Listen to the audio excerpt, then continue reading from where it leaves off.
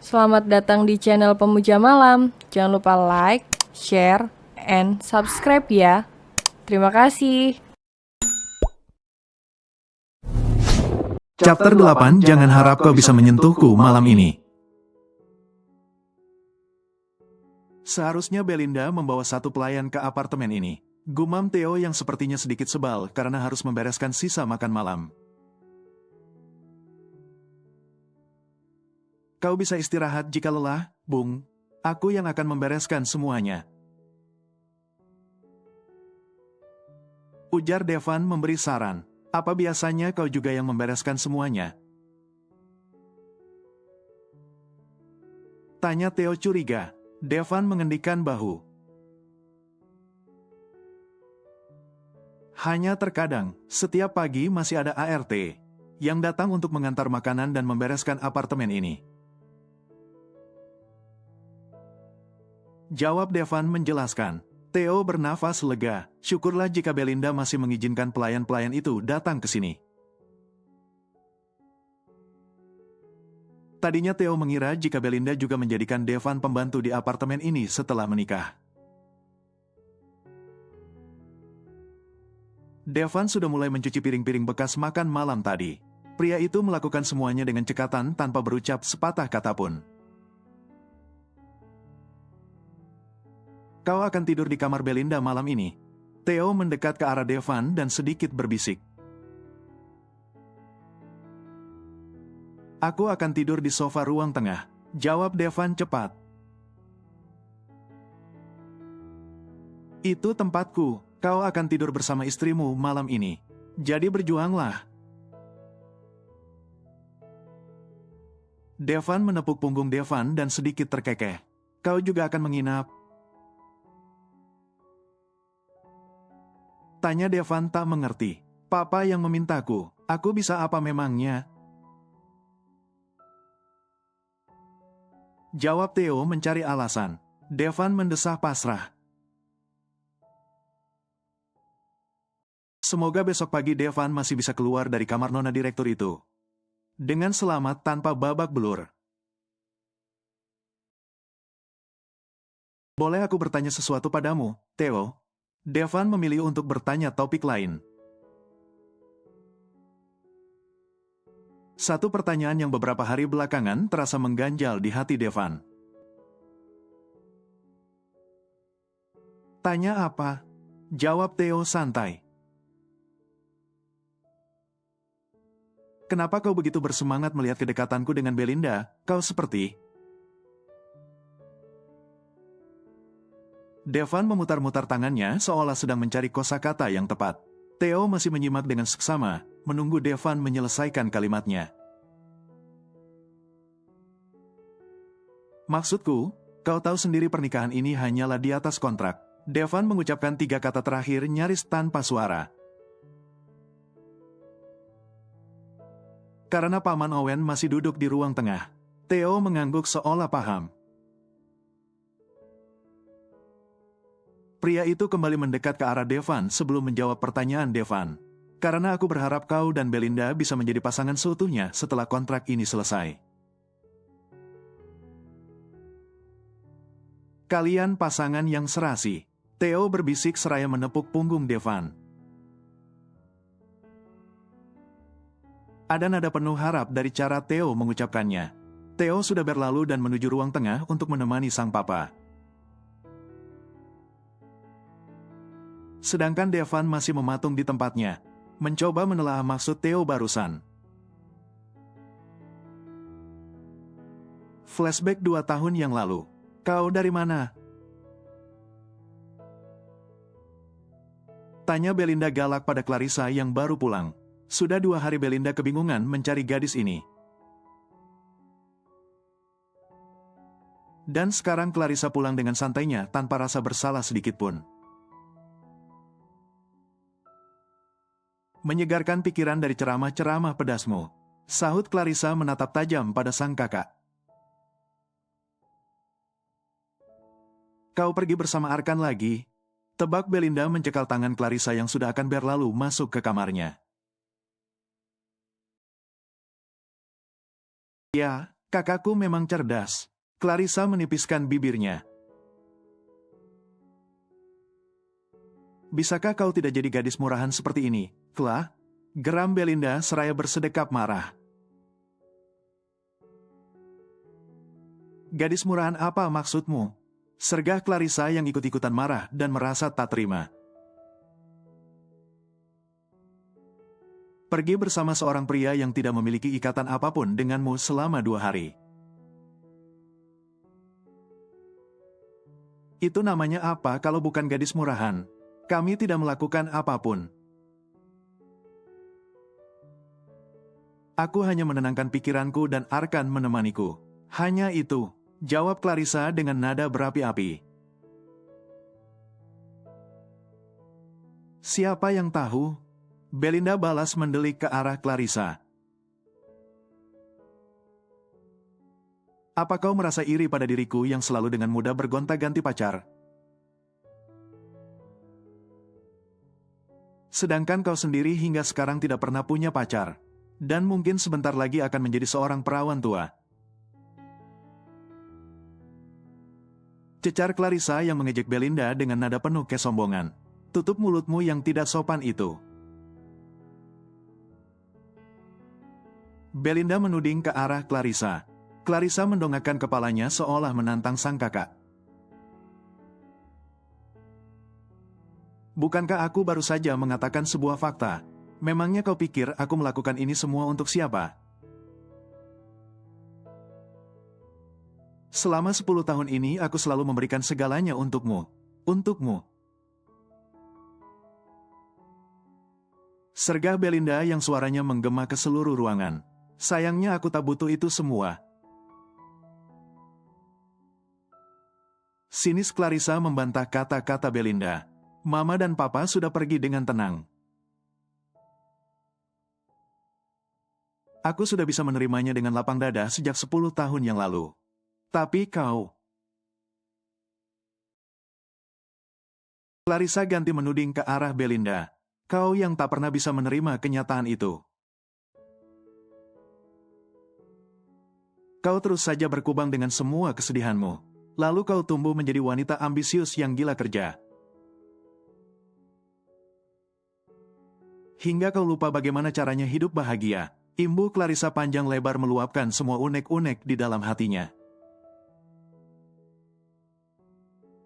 Lalu sekarang kau merasa iri melihatku yang bisa hidup bahagia. Dan menikmati setiap detik berharga dalam hidupku. Kau mulai mencari-cari kesalahanku, melarangku berbuat ini dan itu. Sok-sokan mengatur hidupku. Memangnya kau siapa? Clarissa masih belum mau berhenti menumpahkan semua emosinya. Aku kakakmu, sergah Belinda cepat dan tegas. Kalau begitu, bersikaplah seperti seorang kakak yang seharusnya. Dan tidak perlu berlebihan dalam mengawasiku. Pungkas Clarissa sebelum berlalu meninggalkan Belinda. Apa kau pikir Arkan itu pria yang baik? Pertanyaan dari Belinda membuat Clarissa menghentikan langkahnya. Aku tahu semua hal tentang Arkan. Dan aku yakin, Arkan pria yang baik. Jawab Clarissa tanpa menoleh ke arah Belinda. Kau mengatakan kalimat yang sama untuk pacarmu sebelumnya. Namun nyatanya, hubunganmu dengan para pria itu selalu berakhir dengan cepat. Sindir Belinda pedas. Clarissa kehilangan kata-kata. Aku tidak pernah melarangmu menjalin hubungan dengan pria manapun, Cla. Tapi cobalah untuk berkomitmen dalam sebuah hubungan. Dan tidak bergonta-ganti pasangan seperti seorang gadis murahan. Karena saat orang-orang di luar sana mengatakan, kalau Clarissa Halley adalah seorang player yang hobi bergonta-ganti pacar, hatiku sakit. Kau adikku dan aku menyayangimu. Aku sungguh tidak rela mereka mengatakan hal buruk tentangmu. Tukas Belinda yang sudah mulai menurunkan emosinya. Kenapa harus peduli dengan omongan-omongan tidak penting?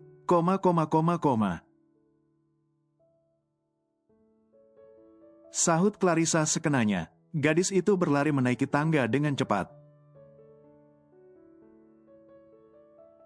Dan segera menghilang ke kamarnya yang ada di lantai 2. Sepekan berlalu. Belinda. Clarissa menggedor pintu kamar Belinda dengan membabi buta.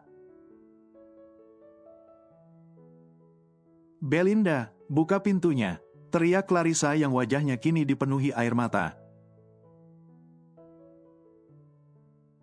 Pintu dibuka dari dalam. Belinda tampak terkejut melihat Clarissa yang wajahnya merah padam dan berurai air mata. Kenapa kau mengetuk pintu kamarku seperti orang kesetanan? Tanya Belinda yang juga terlihat emosi dengan sikap Clarissa. Kau sudah membunuh Arkan, tuduh Clarissa seraya menuding ke arah Belinda. Apa maksudmu? Tanya Belinda tak mengerti. Kau sudah membunuh Arkan, pasti kau yang menyuruh pengawal bodohmu itu untuk mengintai Arkan. Hingga Arkan lari ketakutan dan mengalami kecelakaan. Cecar Clarissa yang tangisnya semakin pecah. Jangan menuduh sembarangan. Sergah Belinda marah karena merasa tidak terima dengan tuduhan dari Clarissa. Aku tidak menuduh, aku bicara kenyataan. Sekarang Arkan meninggal karena perbuatanmu. Clarissa jatuh terduduk di lantai dengan wajah yang sudah penuh air mata. Ingin rasanya Belinda merengkuh adiknya itu ke dalam pelukan. Namun tuduhan dari Clarissa terus saja berputar-putar di kepala Belinda. Belinda berbalik dan membanting pintu kamarnya dengan kasar. Gadis itu seolah membiarkan Clarissa yang masih menangis terisak di depan kamarnya. Hari selanjutnya, Belinda melihat Clarissa yang duduk termenung di sofa ruang tengah mengenakan baju serba hitam. Wajah gadis itu terlihat sembab dan sayu. Belinda sama sekali tidak menyapa Clarissa dan berlalu begitu saja seolah tak peduli. Dan di hari-hari selanjutnya, Clarissa dan Belinda hanya saling diam tanpa bertegur sapa. Meskipun keduanya tinggal di rumah yang sama, Clarissa masih pada pendiriannya dan terus menganggap kalau kematian Arkan adalah karena kesalahan Belinda. Sekuat apapun Belinda membela diri dan menjelaskan, semuanya hanya sia-sia belaka. Tuduhan Clarissa seperti sudah melekat pada diri Belinda. Aku akan ke Paris. Ucap Clarissa suatu pagi, sebelum Belinda berangkat ke kantor. Belinda baru akan menjawab. Tapi Clarissa sudah kembali berucap dengan cepat. Aku tidak minta persetujuanmu, aku hanya sedang memberitahumu. Apa kau sudah memikirkan hal ini masak-masak? Sergah Belinda sebelum Clarissa kembali bicara. Keputusanku sudah bulat, silakan kau kuasai Halley Development. Karena aku akan menciptakan duniaku sendiri di Paris. Dan mengejar semua yang menjadi mimpiku. Jawab Clarissa penuh ambisi. Aku berangkat malam ini. Pungkas Clarissa sebelum berlalu dari hadapan Belinda. Belinda hanya menghela nafas dan memilih untuk segera berangkat ke kantor. Dan sejak detik itu, Belinda memutuskan untuk pindah ke apartemen pribadinya.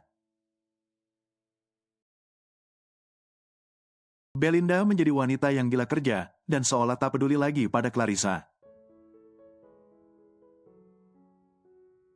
Pun dengan Clarissa, gadis itu benar-benar menciptakan dunianya sendiri di belahan bumi yang berbeda.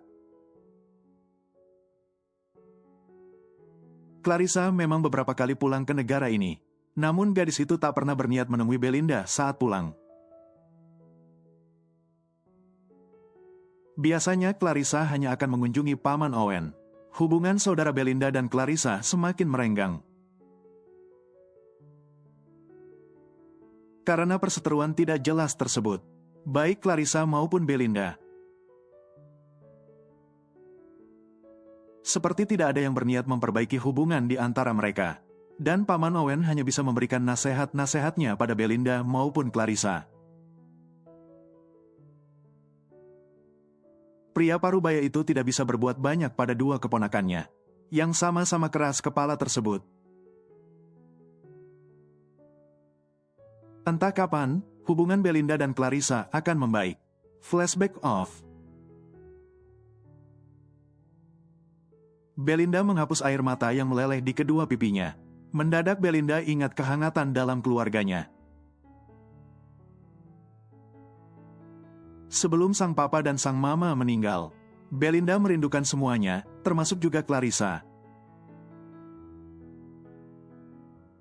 Sejak perseteruan dirinya dengan Clarissa, Belinda hampir tidak pernah lagi menghubungi adiknya itu. Meskipun diam-diam Belinda masih mengawasi Clarissa selama gadis itu ada di Paris. Jarum jam menunjukkan pukul 11 malam saat pintu kamar dibuka sedikit dari luar. Terlihat Devan yang menyelinap masuk ke kamar Belinda. Belinda yang memang belum tidur segera menghapus sisa air mata di wajahnya dengan kasar, sebelum berbalik dan membelakangi pintu masuk. "Bel, kau sudah tidur?" tanya Devan hati-hati. Ada setengah bagian ranjang Belinda yang kosong, namun Devan merasa ragu untuk menempatinya. Apakah itu memang untuk Devan? Belum ada jawaban dari Belinda. Mungkinkah gadis itu memang sudah tidur? Devan masih berdiri di tempatnya semula. Pria itu mengedarkan pandangannya ke setiap sudut kamar yang cukup luas tersebut. Mencari-cari barangkali ada tempat yang pas untuknya tidur selain di atas ranjang. Namun sepertinya tidak ada. Belinda membalik tubuhnya dan kini menghadap ke arah Devan yang masih mematung. "Kau sedang apa di situ?" tanya Belinda sedikit galak. Devan mengendikkan bahunya. "Apa aku boleh menumpang tidur di atas ranjangmu malam ini, Nona Belinda?" tanya Devan dengan nada berlebihan. Belinda memutar bola matanya. "Memangnya kau mau tidur di mana, kalau bukan di atas ranjangku?" sahut Belinda ketus. Devan menghela nafas sebelum akhirnya pria itu duduk lalu merebahkan dirinya di samping Belinda. "Kau akan jatuh, kalau tidur terlalu di pinggir begitu," omel Belinda yang melihat posisi Devan terlalu ke pinggir. Sepertinya setengah badan pria itu tidak berada di tempat yang pas. Devan menggeser posisinya agak ke tengah. "Apa aku perlu mengikat kedua tangan dan kakiku agar tidak berkelana kemana-mana?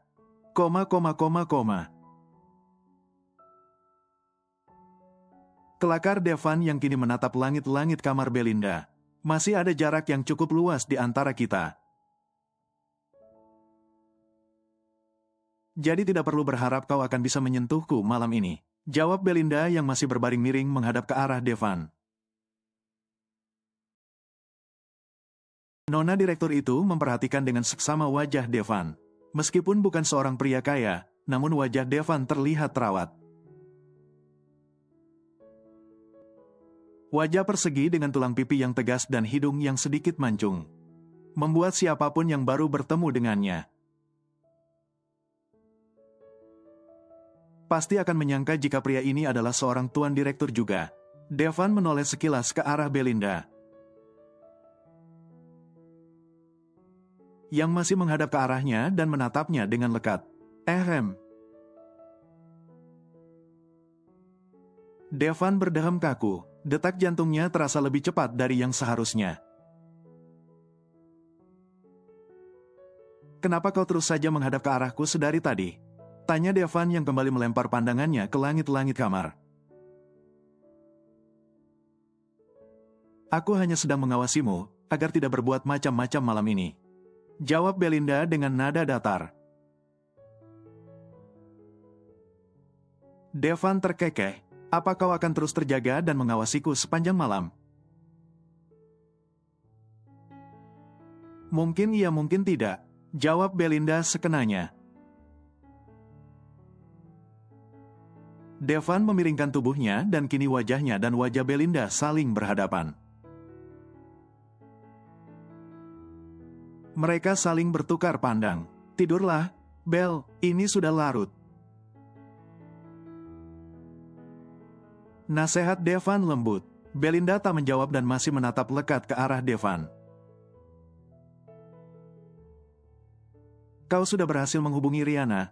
Tanya Belinda selanjutnya. Devan menggeleng lemah. Nomornya masih tidak aktif. Berapa lama kau dan Riana berpacaran? Tanya Belinda lagi yang tiba-tiba merasa penasaran. Devan menarik nafas panjang, lalu mengangkat satu tangannya untuk ia gunakan sebagai tumpuan kepalanya. Masih menatap lekat ke arah wajah Belinda, Devan mulai bercerita. Kami sudah berteman sejak kecil. Dan saat duduk di bangku SMA kami semakin dekat.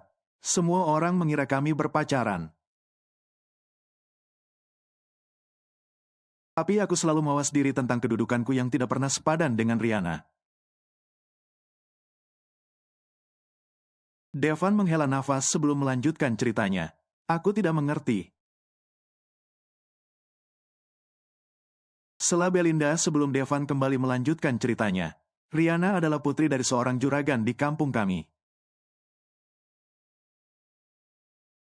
Sangat jauh berbeda dari diriku yang hanya anak dari petani. Jadi sejak awal menjalin hubungan dengan Riana. Aku sebenarnya tidak mau terlalu berharap. Devan kembali menghela nafas dan mengerjap. Tapi ternyata Riana menaruh perasaan yang sangat besar kepadaku. Riana intens mendekatiku bahkan membantuku dalam berbagai hal. Saat itu aku sedang menganggur. Lalu Riana datang dan menyuruhku menjadi salah satu pekerja di toko milik saudaranya. Mengerjap lagi, sebelum pandangan Devan menerawang. Riana terus saja membantuku dengan hal-hal kecil semacam itu. Dan membuatku menjadi tak enak hati untuk tidak membalas cintanya. Devan menarik nafas panjang. Belinda masih setia menyimak dan mendengarkan cerita dari pria di hadapannya tersebut. Hingga suatu hari, Riana datang dan menangis padaku. Riana mengatakan kalau dirinya akan dijodohkan oleh anak dari seorang tuan tanah. Riana tidak mau dan terus membujukku agar aku melamarnya dan segera menikahinya. Dan kau langsung menurutinya? Sela Belinda menampilkan raut wajah tak percaya. Devan menggeleng seraya tersenyum kecut. Tadinya aku menolak keinginan Riana itu. Karena aku sadar dengan kedudukanku. Tapi Riana terus saja menangis meraung-raung dan mengancam akan bunuh diri. Jika aku tak segera melamarnya, Devan kembali menghela nafas dengan berat. Gadis keras kepala, gumam Belinda sebelum Devan melanjutkan ceritanya. Jadi aku memberanikan diri datang ke rumah Tuan Cokro untuk melamar Riana. Dan seperti dugaanku, Tuan Cokro langsung menolakku mentah-mentah.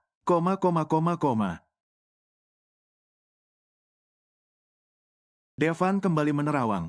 Ingatannya tentang penghinaan dan kata-kata pedas Tuan Cokro kembali berkelebat di benaknya. Lalu apa yang terjadi? Tanya Belinda semakin penasaran. Nona direktur itu mengeratkan pelukannya pada guling yang ada di depannya. Netranya masih menatap lekat pada wajah teduh Devan. Riana kembali mengancam akan bunuh diri jika Tuan Cokro tak memberiku kesempatan.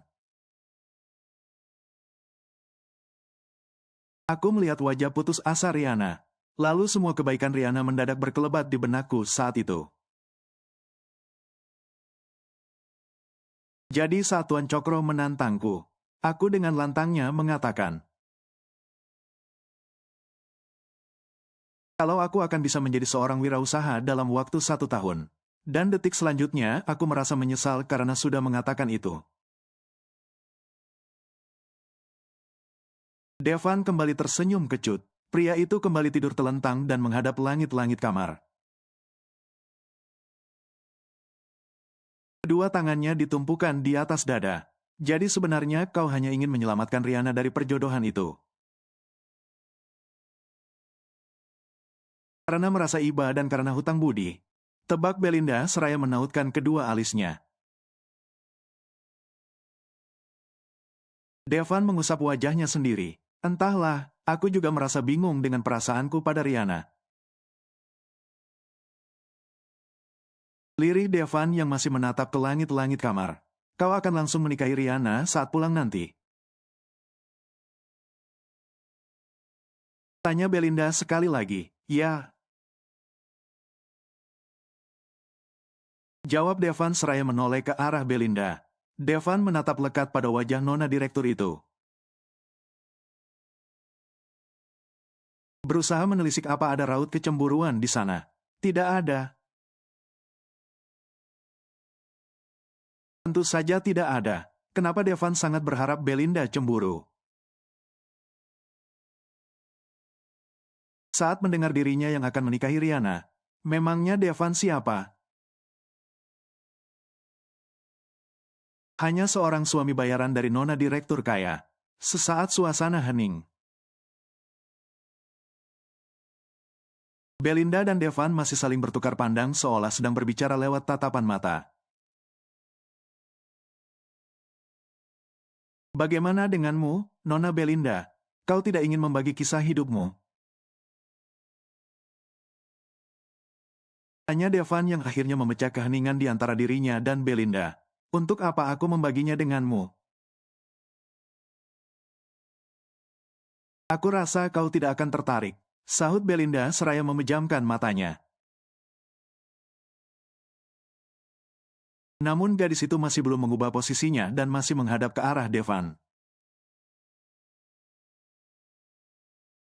Kau pernah punya pacar? Tanya Devan menatap serius pada Belinda yang masih memejamkan matanya. Apa aku harus menjawabnya? Belinda malah balik bertanya. Aku sudah menceritakan semua tentang kisah hidupku. Bisakah sekarang gantian kau yang bercerita tentang kisah hidupmu? Cinta Devan mencari celah. Apa itu sebuah pertanyaan atau sebuah perintah? Belinda kembali membuka matanya. Dan nona direktur itu langsung mendapati Devan yang masih menatap lekat ke arahnya. Devan kembali menumpukan kedua tangannya untuk menyangga kepala. Terserah bagaimana kau mengartikannya. Jawab Devan santai. Aku tidak pernah punya pacar. Kau puas sekarang? Jawab Belinda dengan nada ketus. Mustahil. Gumam Devan tak percaya. Lihat, kau saja tidak percaya dengan jawabanku. Jadi untuk apa aku membagi kisah hidupku padamu? Membuang-buang waktu saja.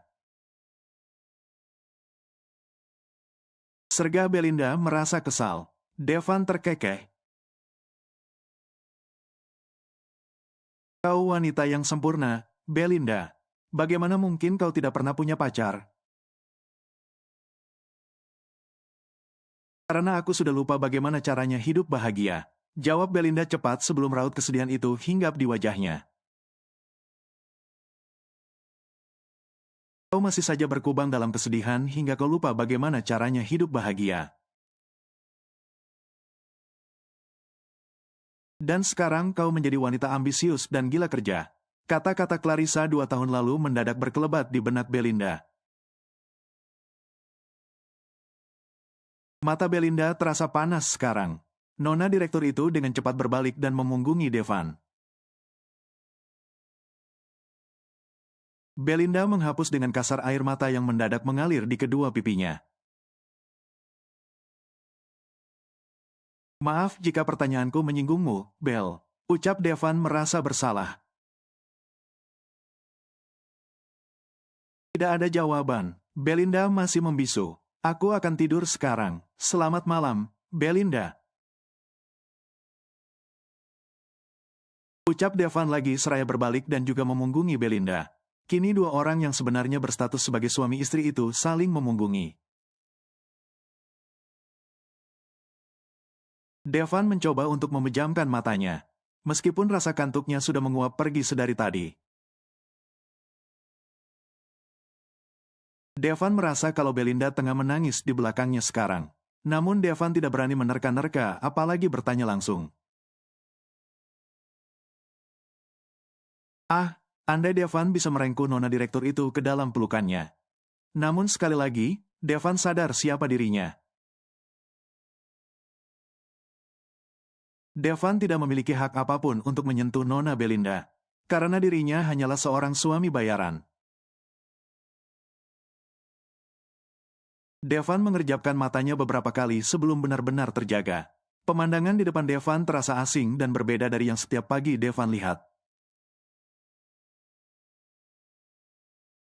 Devan berusaha mengumpulkan kesadaran dan mengingat-ingat apa yang terjadi semalam sebelum dirinya tidur. Oh, astaga! Devan langsung bangun dan duduk di atas ranjang. Kini Devan sudah ingat kalau dirinya tidur di kamar Belinda tadi malam.